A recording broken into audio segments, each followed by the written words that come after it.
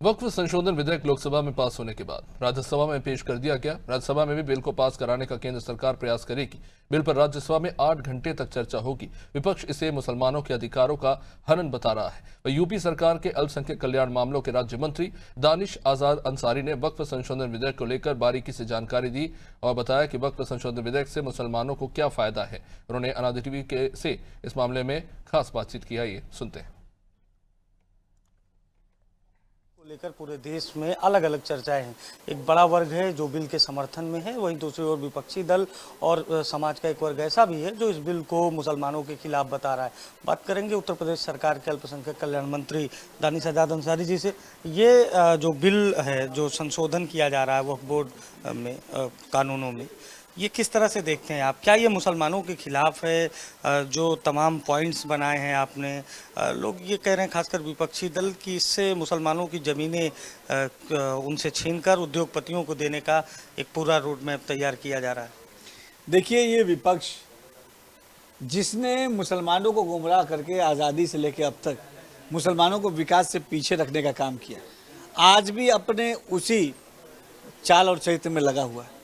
वक्फ के माध्यम से आम मुसलमानों का विकास हो, ये हमारी सरकार की सोच है।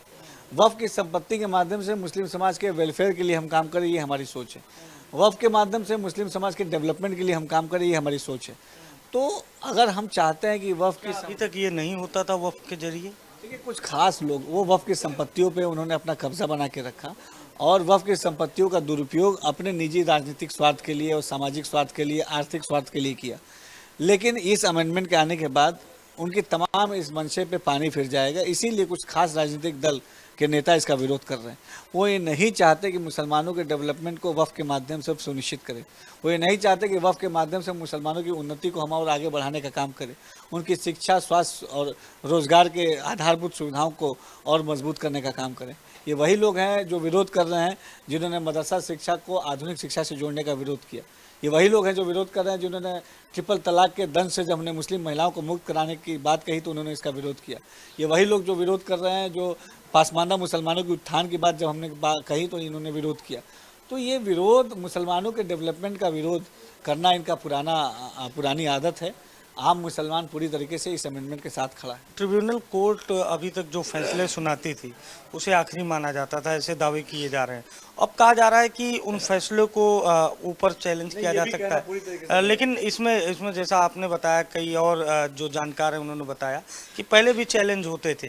तो क्या इस बिल को आम मुसलमानों को समझाने की जरूरत है? पॉइंट जो वक्फ ट्रिब्यूनल है, सबसे पहले तो इसमें आज के डेट में भी वक्फ ट्रिब्यूनल जो गठित है उत्तर प्रदेश में या तमाम जगहों पे, मैं उत्तर प्रदेश की बात बोलूं तो 3 मेंबर हैं उसमें, जिसमें 2 मेंबर नॉन मुस्लिम हैं।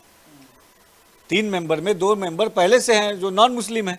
एक जज है हमारे नॉन मुस्लिम है, रजिस्ट्रार हमारी नॉन मुस्लिम है। इसके अलावा वक्फ ट्रिब्यूनल के जो फैसले हैं उनको चैलेंज दूसरे कोर्ट में भी किया गया, इससे पहले भी। तो ये कहना पूरी तरीके से गलत है कि कुछ नया हो रहा है। अच्छा, कुछ लोग ये नहीं समझ पा रहे हैं कि ये जो वक्फ है, इनके पास जो ज़मीनें हैं, सेना और रेलवे के बाद सबसे ज़्यादा ज़मीनें वक्फ की हैं। ये ज़मीनें कैसी ज़मीनें थी जो वक्फ को दी गई और इसकी प्रक्रिया क्या थी और आगे इसका स्वरूप क्या होगा? अब कौन मालिक होगा? अगर वक्फ दावे नहीं कर सकता है तो इसका सर्वे सर्वा ये कहा जा रहा है कि जिलाधिकारी को होगा। ये क्या है पूरा? देखिए, वक्फ जो है वो खुदा की संपत्ति है। कुछ लोगों ने अपनी संपत्ति को दान किया, किस लिए? मुस्लिम समाज के धार्मिक कामों के लिए, मुस्लिम समाज के सामाजिक उत्थान के लिए, और इसके मैनेजमेंट के लिए वक्फ बोर्ड का गठन हुआ। वक्फ बोर्ड केवल और केवल इसके एक मैनेजमेंट बॉडी है, इसकी ऑपरेटिंग बॉडी नहीं है, इसकी मैनेजमेंट बॉडी है। ऑपरेशन का व्यवस्था, ऑपरेशन का सिस्टम जैसे पहले था वैसे अभी भी रहेगा। मुतवल्ली इसके ऑपरेशन बॉडी में है। अलग अलग जगह जो मुतवल्ली मुस्लिम ही रहेंगे, ये एकदम हमारी पार्टी ने इसको स्पष्ट किया। लेकिन इसके मैनेजमेंट की जो बॉडी है, जो इसकी देखरेख करती है, जो इसकी एडमिनिस्ट्रेटिव बॉडी है, इसमें नॉन मुस्लिम भी आ सकते हैं जो प्रशासनिक क्षमता वाले हैं, जो रिटायर्ड जज हैं, जो ऐसे मुस्लिम समाज के लोग हैं, वो भी इसके प्रशासनिक बॉडी में आ सकते हैं। जिससे ये लोग कह रहे थे इस बिल के पहले कि वक्फ की जो ताकतें हैं जो वक्फ को अधिकार मिले हैं, उसका वक्फ बोर्ड के कुछ ऐसे बड़े पदाधिकारी हैं जो विरोध करते हैं और किसी की ज़मीन को वक्फ की ज़मीन बता देते हैं और उसके बाद बाकायदा उस पर दावा ठोक देते हैं। तो क्या ये यही हम कह रहे थे कि मेरा यही कहना है कि जब वक्फ बोर्ड की संपत्तियों का प्रॉपर डॉक्यूमेंटेशन होगा, प्रॉपर ऑडिटिंग होगी, प्रॉपर उसका ऑनलाइन रख रखाव होगा, तो ये जितनी कन्फ्यूज़न है, ये जितने डिस्प्यूट हैं, मैक्सिमम कन्फ्यूजन अपने आप खत्म हो जाएंगे। वक्फ की संपत्ति की प्रॉपर हैंडलिंग होनी चाहिए, उसके प्रॉपर ऑडिटिंग होनी चाहिए। तो अगर ये चीज़ हम कह रहे हैं तो इसमें क्या गलत है?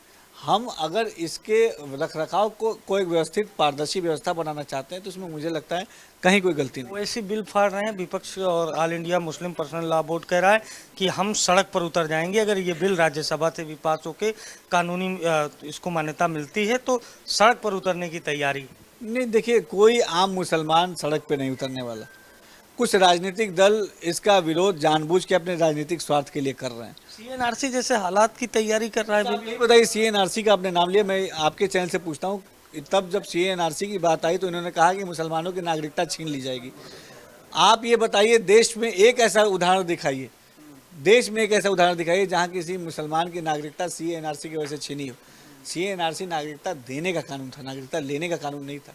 इसी तरीके से वक्फ अमेंडमेंट एक्ट वक्फ के चीज़ों को मजबूत करने का है, ये एक प्रावधान है, ये इसको कमज़ोर करने का नहीं है। कमज़ोर वो लोग करना चाहते हैं जो इसका विरोध कर रहे हैं। तो वो लोग कमज़ोर करना चाहते हैं वक्फ संशोधन विधेयक को जो इसका विरोध कर रहे हैं और सरकार इसमें बेहतरी के लिए कई सारे संशोधन लेकर आ रही है। ये उत्तर प्रदेश सरकार के मंत्री दानिश आज़ाद अंसारी ने खास बातचीत के दौरान कहा। सहयोगी शिवांशु के साथ अभिषेक शर्मा, लखनऊ।